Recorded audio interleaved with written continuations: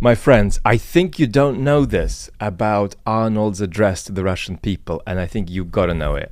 And that's that Arnie was, of course, a huge star in the 80s in the United States. But in the 80s, he was a bigger star in the Soviet Union, a much bigger star in the Soviet Union than he was in America. I was there in the Soviet Union at that time as a kid, and I can confirm that. And the reason that was so is because Western culture was idealized at that period. Western films were only coming in drips and drabs into the Soviet Union, so there wasn't much choice. And Arnold was at the top above everybody. So Sylvester Stallone was also big with Rocky.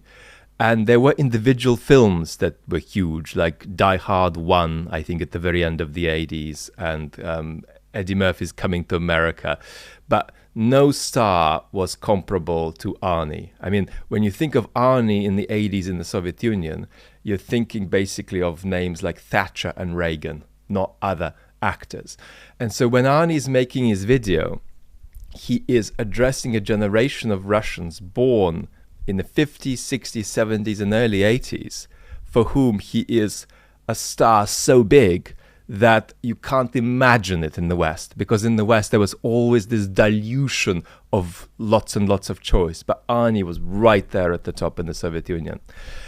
Arnie's films were dubbed, and so when children went around in the playground talking about Arnie, they weren't doing Arnie impressions, they went, reciting lines from the Mars film when Arnie shoots Sharon Stone, his wife, and says, "Consider the divorce."